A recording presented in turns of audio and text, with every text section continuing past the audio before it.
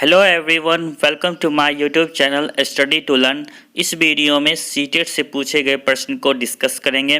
8 दिसंबर 2019 को पर्यावरण अध्ययन में पेपर फर्स्ट में जितने सारे प्रश्न आए थे सभी प्रश्न को डिस्कस करेंगे। चलते हैं प्रश्न की ओर। प्रश्न है, निम्नलिखित में से कौन अंतर्राष्ट्रीय विख्यात प्राप्त वेट लिफ्टर हैं? 4 ऑप्शन दिए गए हैं। पहला है सुनीता विलियम्स, दूसरा है विजेंद्र पाल, तीसरा है सूर्यमणि, चौथा है कर्नल मल्लेश्वरी। तो अंतर्राष्ट्रीय विख्यात प्राप्त जो वेट लिफ्टर है वो है कर्नल मल्लेश्वरी। तो इसके राइट आंसर हो जाएंगे option number 4 colonel Malleswari. Next प्रश्न है नीचे दिया गया कौन सा एक समूह जोड़े का है? 4 ऑप्शन दिए गए हैं। पहला है ऑप्शन नंबर फर्स्ट है चुकंदर आलू अदरक, ऑप्शन 2 है गाजर हल्दी अदरक, ऑप्शन 3 है शकरकंद मूली और हल्दी, ऑप्शन 4 है गाजर चुकंदर और मूली। तो इसके राइट आंसर हो जाएंगे ऑप्शन नंबर 4 गाजर चुकंदर और मूली। ये जोड़े हैं एक समूह के जोड़े हैं। नेक्स्ट प्रश्न है, रेगिस्तानी ओक का नाम एक पेड़ है जो पाया जाता है। रेगिस्तानी ओक कहाँ पाए जाते हैं? तो रेगिस्तानी ओक ऑस्ट्रेलिया में पाए जाते हैं। तो पहला ऑप्शन है अबू धाबी, दूसरा है ऑस्ट्रेलिया, तीसरा है राजस्थान के रेगिस्तान में, चौथा है संयुक्त अरब अमीरात के रेगिस्तानों में। तो इसके राइट आंसर हो जाएंगे ऑप्शन नंबर 2 ऑस्ट्रेलिया में।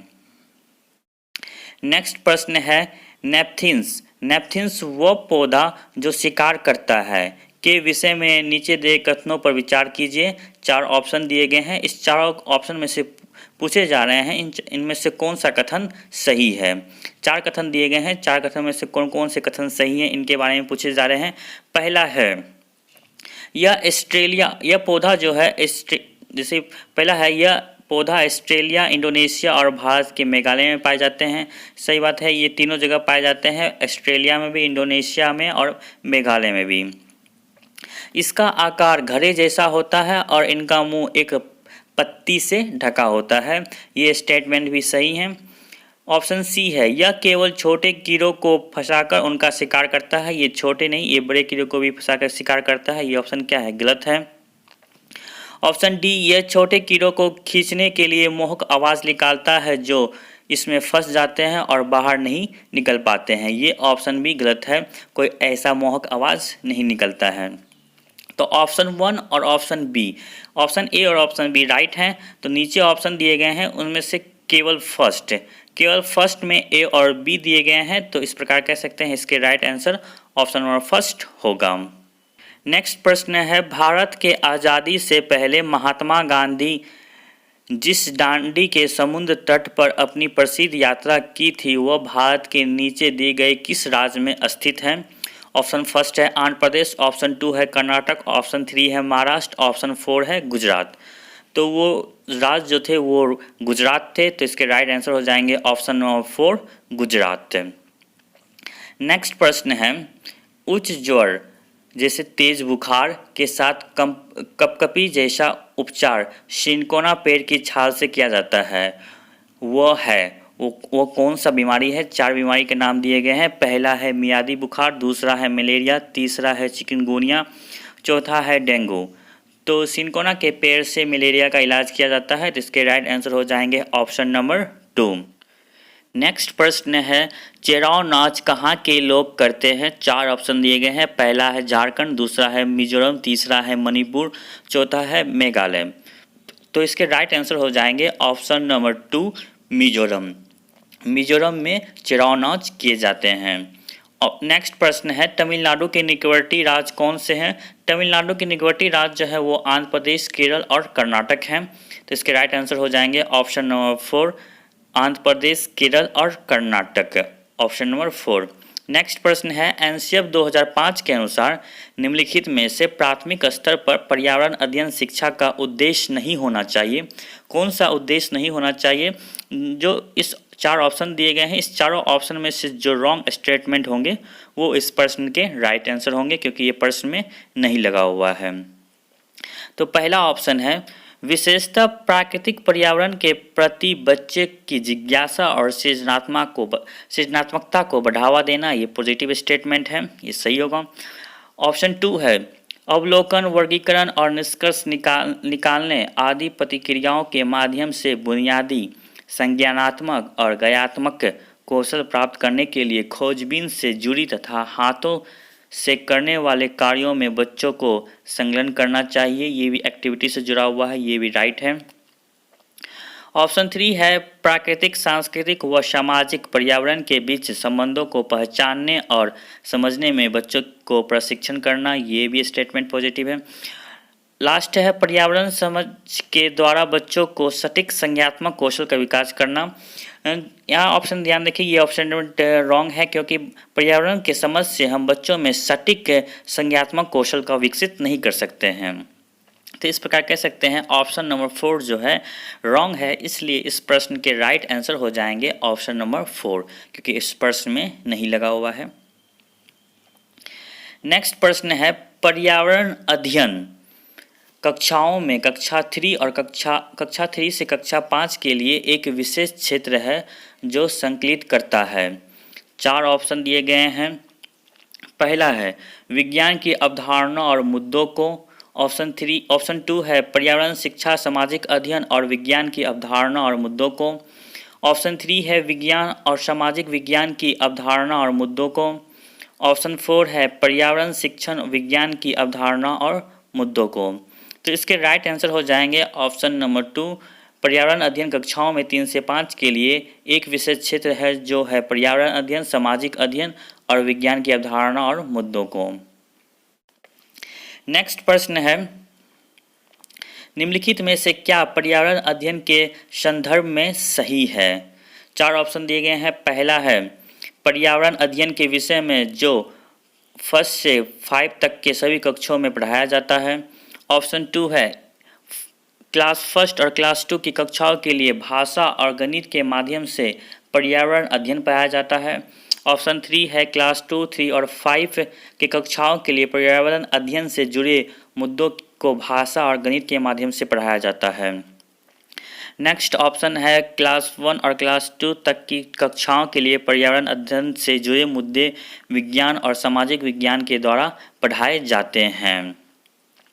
तो इसके राइट आंसर हो जाएंगे ऑप्शन नंबर 2, क्योंकि क्लास 1 और 2 में पर्यावरण अध्ययन की बुक नहीं होती है। पर्यावरण अध्ययन की बुक की जगह बच्चों को भाषा और गणित के माध्यम से ही पर्यावरण अध्ययन पढ़ाया जाता है। और पर्यावरण अध्ययन की बुक जो होती है वो 3 to 5 होती है और उसके बाद फिर 6 से सोशल साइंस हो जाते हैं और साइंस हो जाते हैं। तो इसके राइट आंसर हो जाएंगे ऑप्शन नंबर 2, क्लास 1 और क्लास 2 की कक्षाओं के लिए बच्चा को क्लास में भाषा और गणित के माध्यम से पर्यावरण अध्ययन पढ़ाया जाता है। नेक्स्ट प्रश्न है बच्चों को पर्यावरण अध्ययन को सिखाने के लिए खोजने के द्वारा पर्याप्त समय दिया जाता है, वो इंडिकेट करता है। ऑप्शन 1 पर्यावरण अध्ययन याद करके सीखा जाता है। ऑप्शन 2 है पर्यावरण अध्ययन सूचनाओं के द्वारा किया जाता है। पर्यावरण अध्ययन बाल केंद्रित है। ऑप्शन 4 पर्यावरण अध्ययन शिक्षक केंद्रित है। तो इसके राइट आंसर हो जाएंगे ऑप्शन नंबर 3। ऑप्शन नंबर 3 पर्यावरण जो है वो बाल केंद्रित है। नेक्स्ट प्रश्न है निम्नलिखित में से कौन सा पर्यावरण अध्ययन पाठ्यक्रम के सुझावित प्रकरणों का उपकरण है। यहाँ प्रकरणों का उपकरण है मतलब थीम के उपथीम से पूछे गए प्रश्न हैं। ये प्रश्न जो है थीम से पूछे गए प्रश्न हैं, लेकिन इसमें थीम के बदले उपथीम पूछे गए हैं। 4 ऑप्शन दिए गए हैं, पूछे जा रहे हैं इसमें से कौन सा उपथीम है। जैसे कि थीम जो है पर्यावरण अध्ययन में थीम को 6 भागों में बांटा गया है। उस 6 भागों में से पहला थीम जो है वो पर्यावरण और मित्र है। इस पर्यावरण और मित्र के 4 उपथीम होते हैं, उसी उपथीम से ये प्रश्न पूछे गए हैं। तो 4 उपथीम इसके 4 उपथीम होते हैं। तो पहला है आपसी संबंध, दूसरा है काम और खेल, तीसरा है जानवर जो कि ऑप्शन नंबर 3 में दिया हुआ है जानवर। ऑप्शन 4 है पौधे। तो इस चारों में से एक ऑप्शन उपथीम हमें मिल रहे हैं जानवर। तो इसके राइट आंसर हो जाएंगे ऑप्शन नंबर 3। तो नेक्स्ट प्रश्न है, निम्नलिखित में से क्या पर्यावरण अध्ययन के लिए शिक्षक के लिए वांछनीय गतिविधि है? वांछनीय गति मतलब डिजायरेबल प्रैक्टिस। कौन सी डिजायरेबल प्रैक्टिस है? ऑप्शन फर्स्ट है विभिन्न कक्षाओं में बहुसंस्कृति क्षेत्रों को संबोधित करना। ऑप्शन टू है पर्यावरण अध्ययन की अवधारणाओं से संबंधित महत्वपूर्ण सूचनाओं को बच्चों को देने के लिए प्रेरित करना। ऑप्शन थ्री है पर्यावरण अध्ययन के 6 प्रकरणों का रेखीय आयोजन। ऑप्शन फोर है केवल पाठ्य पुस्तक पर आश्रित होना। तो इस प्रश्न के राइट आंसर हो जाएंगे ऑप्शन नंबर फर्स्ट, जो विभिन्न कक्षाओं के बहुसंस्कृतिक क्षेत्रों को संबोधित करना। नेक्स्ट प्रश्न है, निम्नलिखित में से पर्यावरण अध्ययन में बच्चों के द्वारा ज्ञान की रचना में महत्वपूर्ण है। 4 ऑप्शन दिए गए हैं। पहला है बच्चों का सक्रिय भाग लेना। ऑप्शन टू है बच्चों के समुदाय के सदस्य। ऑप्शन थ्री है पर्यावरण अध्ययन की पाठ्य पुस्तक। ऑप्शन फोर है पर्यावरण अध्ययन की पाठ्य पुस्तक में दी गई भाषा और परिभाषा, व्याख्या और परिभाषा।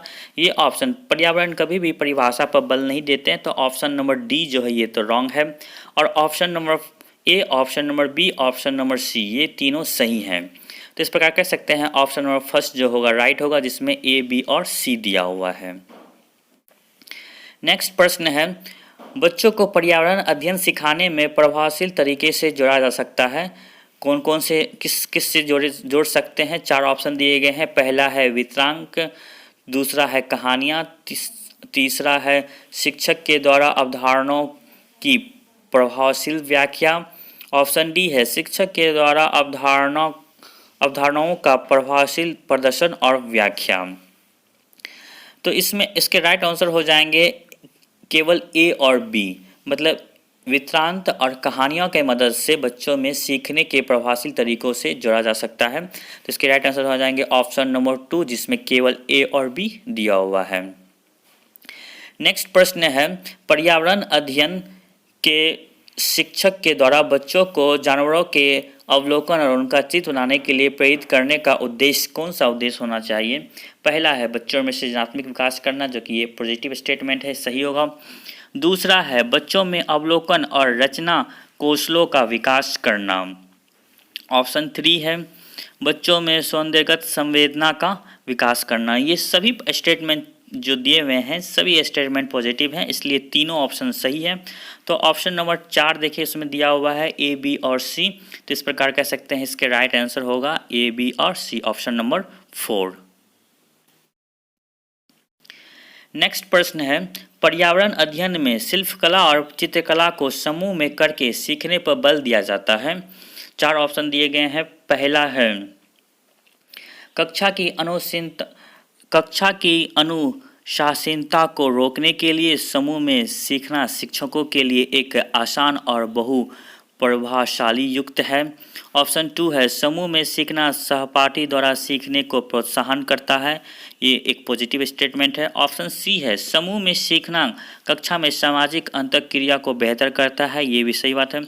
ऑप्शन डी है समूह में सीखना पर्यावरण अध्ययन के पाठ्यक्रम के समय को पूरा करने के लिए सहायक है। ऐसा कोई जरूरी बात नहीं, अगर समूह में सीखेंगे तो पाठ्यक्रम को पूरा किया जा सकता है, ये स्टेटमेंट गलत है। ऑप्शन नंबर फर्स्ट स्टेटमेंट भी रॉन्ग है, तो स्टेटमेंट बी और स्टेटमेंट सी सही है। तो इस प्रकार कह सकते हैं इसके राइट आंसर हो जाएगा ऑप्शन नंबर 3, जिसमें बी और सी दिया हुआ है।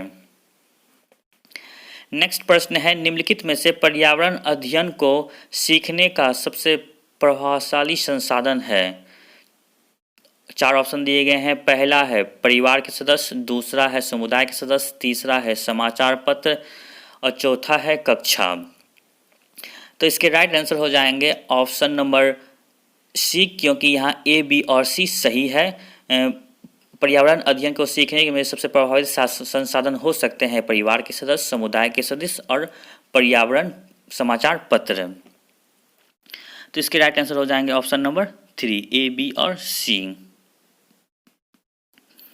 नेक्स्ट प्रश्न है, निम्नलिखित सीखने के कौन से सिद्धांत का पर्यावरण अध्ययन में अनुसरण होता है?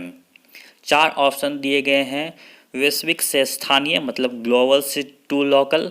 ऑप्शन 2 है अमूर्त से मूर्त, ऑप्शन 3 है अज्ञात से ज्ञात, ऑप्शन 4 है ज्ञात से अज्ञात। तो छोटे बच्चों में हम जो पढ़ाते हैं वो नॉन टू अननोन मतलब ज्ञात से अज्ञात की ओर पढ़ाते हैं। तो इस प्रकार कह सकते हैं इसके राइट आंसर हो जाएगा ऑप्शन नंबर 4 ज्ञात से अज्ञात की ओर। नेक्स्ट प्रश्न है निम्नलिखित में से कौन सा पर्यावरण अध्ययन में सीखने का रचनात्मक आकलन का साधन नहीं है। 4 ऑप्शन दिए गए हैं। पहला है पोर्टफोलियो, दूसरा है क्रम निर्धारण मापनी, तीसरा है वर्ण अभिलेख, चौथा है वार्षिक उपलब्धि परीक्षण। तो इसके राइट आंसर हो जाएंगे ऑप्शन नंबर 4, क्योंकि एनुअल अचीवमेंट टेस्ट जो है ये रचनात्मक आकलन का साधन नहीं है। इस प्रकार कह सकते हैं इसके राइट आंसर हो जाएगा ऑप्शन नंबर 4। नेक्स्ट प्रश्न है निम्नलिखित में से किसको पर्यावरण अध्ययन में बच्चों के आकलन में दूर करना चाहिए। ऑप्शन फर्स्ट है बच्चों के उत्तरों को सही या गलत करने में आकलन, ऑप्शन 2 है कक्षा 5 के ईवीएस पाठ्यपुस्तक में प्रत्येक पाठ के अंत में दिए गए आज हमने क्या सीखा पर चर्चा करके, ऑप्शन 3 है आकलन के संकेतों का उपयोग, ऑप्शन 4 है बच्चों के सीखने का गुणात्मक आकलन। तो इसके राइट आंसर हो जाएंगे ऑप्शन नंबर फर्स्ट, बच्चों के उत्तर को सही या गलत है यही नहीं बताना चाहिए, आकलन नहीं करना चाहिए। तो इसके राइट आंसर हो जाएंगे ऑप्शन नंबर फर्स्ट। नेक्स्ट प्रश्न है कक्षा 5 की शिक्षक एक क्रियाकलाप का संचालन करती है जिसमें वह कक्षा के बच्चों से फर्श पर चीनी के कुछ दाने डालने को कहते हैं और उनको चींटियों के आने का इंतज़ार करने को कहते हैं। बच्चे को इस क्रियाकलाप से अर्थपूर्ण सीखने मिल सकता है यदि शिक्षक, पहला ऑप्शन दिया हुआ है बच्चों को क्रियात्मक का अवलोकन करने को प्रेरित करती, ऑप्शन 4 बच्चों को अपने अनुभव साझा करने को प्रेरित करती, ऑप्शन 3 बच्चों को क्रियात्मक का अवलोकन अनुभव साझा और उस पर चर्चा करने को प्रेरित करते, ऑप्शन 4 बच्चों के क्रियाकलाप से संबंधित प्रश्नों को घर से करने को प्रेरित करते हैं। तो इसके राइट आंसर हो जाएंगे ऑप्शन नंबर 3, क्योंकि बच्चे इसमें ज़्यादा सक्रिय हैं और बच्चे खुद से कर रहे हैं और एक्टिव है। इस प्रकार कह सकते हैं बच्चों को क्रियाकलाप का अवलोकन अनुभव साझा और उस पर चर्चा करने को प्रेरित करते हैं। तो इसके राइट आंसर हो जाएंगे ऑप्शन नंबर 3। नीचे दी गई सूची पर विचार कीजिए। कछुआ, घड़ियाल, कौवा, बतख, मछली। इस सूची में निम्नलिखित में से कौन सा दूसरों से भिन्न है। 4 ऑप्शन दिए गए हैं, मछली, कौवा, घड़ियाल और कछुआ। तो इसके राइट आंसर हो जाएंगे ऑप्शन नंबर 2 कौवा, क्योंकि मछली, घड़ियाल और कछुआ जो होते हैं ये एक जल जीव है, पानी में रहते हैं, लेकिन कौवा जो होते हैं वो पानी में नहीं रहते हैं, इसलिए इसके राइट आंसर हो जाएंगे ऑप्शन नंबर 2। नेक्स्ट प्रश्न है, ये प्रश्न मैच करने वाले प्रश्न है। 4 ऑप्शन दिए गए हैं जिसके 4 मैच करना है। पहला है हांगकांग, दूसरा है केरल, तीसरा है कश्मीर, चौथा है गोवा। तो हांगकांग में क्या होते हैं, हांगकांग में पका हुआ सांप को लोग खाते हैं। इसके ऑप्शन नंबर 5 क्या होंगे, इसके राइट होंगे, मतलब ए का क्या हो जाएगा, ए का 5 हो जाएगा। ऑप्शन 2 है केरल, केरल में क्या होता है, केरल के लोग जो होते हैं किसी भी करी के साथ उबला टेपिओका, ये केरल से संबंधित है। ऑप्शन 3 कश्मीर, कश्मीर में क्या होता है, कश्मीर में सरसों के तेल में बने मछली खाते हैं, तो इसके सी का हो जाएगा 2। और गोवा के लोग जो होते हैं वो मछली को नारियल के तेल में बना के खाते हैं, तो इसके राइट आंसर हो जाएंगे 3। तो कह सकते हैं 1 का 5 हो जाएगा और उसी तरह से बी का 1 हो जाएगा, सी का 2 हो जाएगा और डी का 3 हो जाएगा। तो यहाँ ऑप्शन सर्च करें तो ऑप्शन नंबर यहाँ हो जाएंगे 87 का ऑप्शन नंबर 2, जिसमें ए का 5 दिया हुआ है, बी का 1 दिया हुआ है, सी का 2 दिया हुआ है, डी का 3 दिया हुआ है। नेक्स्ट प्रश्न है, नीचे दिए गए पक्षियों की कौन सी प्रजाति झटके से अपना गर्दन आगे पीछे करती है। 4 ऑप्शन दिए गए हैं। पहला है उल्लू, दूसरा है कौवा, तीसरा है बसंत गोरी, चौथा है मैना। तो मैना जो होते हैं वो झटके से अपने गर्दन आगे पीछे करते हैं, तो इसके राइट आंसर होगा ऑप्शन नंबर 4। नेक्स्ट प्रश्न है, घरों के नीचे दिए गए विवरणों पर विचार कीजिए। पहला है, राजस्थान के गांव के लोग मिट्टी के घरों जिनकी छतें कटलियाँ झाड़ियों की होती है में रहते हैं। ये बात सही है। राजस्थान के गांव जो होते हैं वो मिट्टी के घर होते हैं और उनके छत जो होते हैं कटली झाड़ियों के होते हैं। ऑप्शन बी है, मनाली हिमाचल प्रदेश में घर बांसों के खंभे पर बने होते हैं, जो कि ये गलत है। असम में घर जो होते हैं वो बांस के खंभे पर बने होते हैं। ऑप्शन सी है, लेह जम्मू कश्मीर में पत्थर के 2 मंजिल घर बनाए जाते हैं और नीचे की मंजिल पर ज़रूरत का सामान और जानवरों को रखते हैं। ये स्टेटमेंट भी सही है। तो देखा जाए स्टेटमेंट फर्स्ट और सी सही है, फर्स्ट और सी सही है और ये बी जो है गलत है, क्योंकि यहाँ मनाली की जगह असम होना चाहिए। असम में के लोग जो होते हैं वो घर जो बनाते हैं वो बांस के खंभों पर बनाते हैं। तो ए और सी, तो ए और सी 3 में दिया हुआ है, तो इसके राइट आंसर हो जाएंगे ऑप्शन नंबर 3। नेक्स्ट प्रश्न, ये लास्ट प्रश्न है, हाथियों के विषय में नीचे दी गई कथनों पर विचार कीजिए। 4 कथन दिए गए हैं। पहला है, हाथी बहुत कम आराम करते हैं, यह एक दिन में केवल 2 से 4 घंटे सोते हैं। सही है। एक बड़े हाथी एक दिन में 200 से अधिक पत्तियां और झाड़ियां खा लेते हैं। 200 नहीं, यहाँ 100 होना चाहिए। ये स्टेटमेंट रॉन्ग है। ऑप्शन सी है, इन्हें पानी और कीचड़ में खेलना बहुत भाता है, इससे शरीर को ठंडक मिलती है। ये स्टेटमेंट भी सही है। ऑप्शन डी है, किसी हाथियों के झुंड में सबसे बुजुर्ग हथनी ही सभी फैसला लेते हैं। ये स्टेटमेंट भी सही है। तो इस प्रकार कह सकते हैं इसके 3 स्टेटमेंट सही है। ऑप्शन फर्स्ट सही है, ऑप्शन सी, ऑप्शन डी सही है। तो इसके राइट आंसर हो जाएंगे C D A, option number 3, जिसमें ए, सी और डी दिया हुआ है, ऑप्शन नंबर 3। इसके अलावा जो 2 प्रश्न और बच गए हैं, एक प्रश्न थे 62 का प्रश्न जो थे वो बच गए हैं और 61 बच गए हैं। जैसे कि ये 68 है। ये प्रश्न जो है ये डायरेक्शन से पूछे गए प्रश्न है, जिसके राइट आंसर हो जाएंगे ऑप्शन नंबर 2। और इस प्रश्न को और एक और प्रश्न बचे हुए हैं जैसे 61 है, ये प्रश्न भी बचे हुए हैं। ये प्रश्न ट्रेन से संबंधित प्रश्न है। इसके राइट आंसर हो जाएंगे वैसे option number 3, 53 kilo per hour. इस दोनों प्रश्न के जो हैं एक सेपरेट वीडियो बने हुए हैं, जो मैप से, ट्रेन से और डायरेक्शन से जितने सारे सवाल बन चुके हैं, जितने सवाल सीटेड में पूछे गए हैं, उसके अलग सीटेड के एक वीडियो बनाए गए हैं, जिसे आप देख सकते हैं। इसमें काफ़ी डिटेल से बताया गया है, जो आपको डिस्क्रिप्शन में इसके लिंक मिल जाएंगे। तो इसी के साथ यह वीडियो होता है ख़त्म। यह वीडियो आपको अच्छा लगा तो लाइक ज़रूर करें, अपने दोस्तों के साथ शेयर भी करें और अभी तक आपने इस चैनल को सब्सक्राइब नहीं किया है तो सब्सक्राइब कर लें।